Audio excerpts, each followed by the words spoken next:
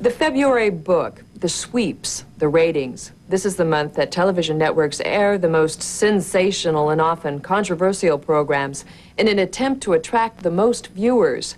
American networks have long been accused of pushing the limits of taste and decency during the February ratings period. But if you think American programming is too hot to handle, wait until you turn on a little foreign TV.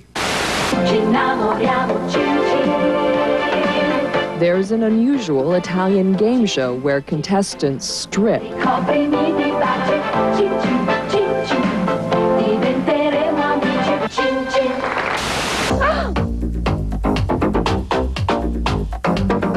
A French program where life imitates art.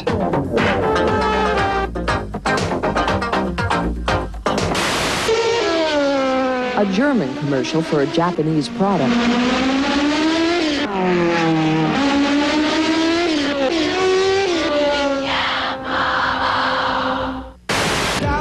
And late-night TV in Japan.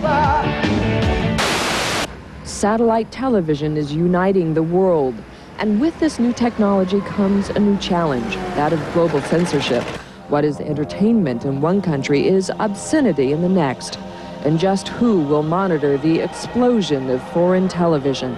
The grande dame of British censorship, Mary Whitehouse. Oh, I think it has to concern all of us, really, because there's going to be so many programs coming from so many directions that we're bound to have a certain concern. For 26 years, Whitehouse has fought hard to clean up British television, and now she's bracing for a foreign invasion of smut. She's outraged by plans to air the strip poker game show Colpo Grosso later this year. British censors can't touch foreign satellite transmissions.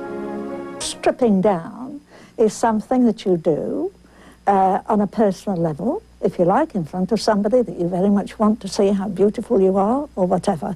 It turns sex into a sort of public spectacle, which it's never meant to be. It cheapens it.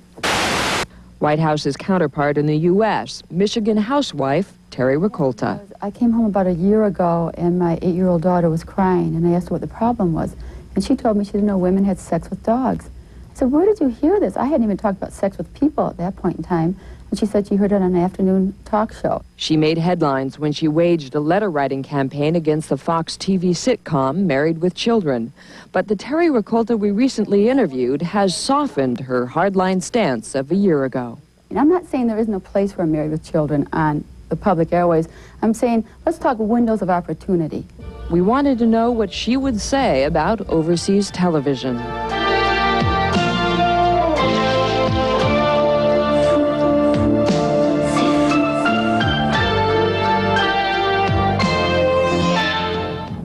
Would you object to that? I think someone's been asleep at the switch in Europe. In your opinion, how close are we to seeing nudity on network television in America? We're probably a lot closer than most people think. A high-up network executive, I can't say his name for obvious reasons, has said that the push is for total nudity on the public airwaves in 5 years. New York critic Marvin Kittman. This is the kind of woman who would see Deep Throat 10 times in order to know exactly what was in it so she could report it to the authorities. Children need protection above and beyond those of the marketplace.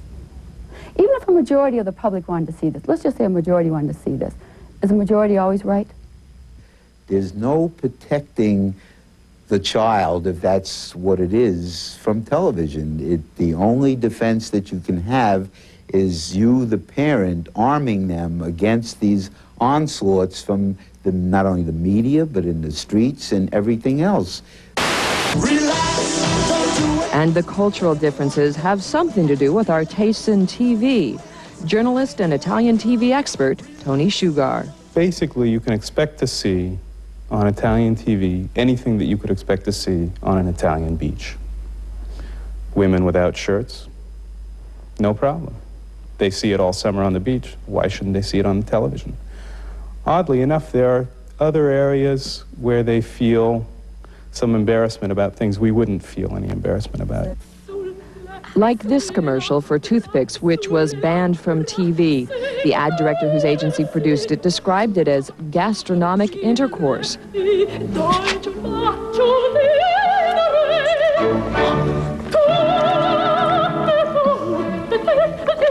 But what the Italians objected to wasn't the sex, but the dental hygiene. Too disgusting if viewed during the dinner hour. Samurai, lo stuzzicadenti famoso. Halfway around the world, the Japanese are not subtle about innuendo and slapstick comedy. In Japan, there's no Puritan ethic, thank God, or anywhere basically in the Far East. Dave Spector, an American who's now a celebrity on Japanese TV. The endurance contest would have to be the best example of crazy Japanese television and Japanese nature. And many of them, they just go through a living hell, you know, on these TV shows. And to win nothing at all, just to last until the end. They get more of a kick out of seeing someone get surprised or cry or embarrassed or angry.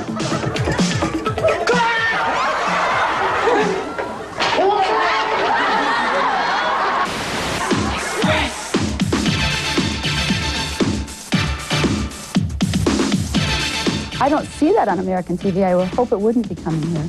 And I think that's why groups like mine are forming. We Americans are not so advanced that we can look at nudity without passing out. I understand that they may soon introduce a new verb in the dictionary. Go on. To Whitehouse, which in essence might mean to censor. Well, I hope it never means to censor. If you like to say to clean up, well, I wouldn't be so unhappy about that. The stuff is on cable all the time, and it's really nothing to be concerned about. And let's have this reversed invasion, my God. Foreign television, you don't need subtitles to spell it out for you. Still, after all the debate for and against global censorship, you can be assured that ultimately the future of television rests in your very hands. Coming up,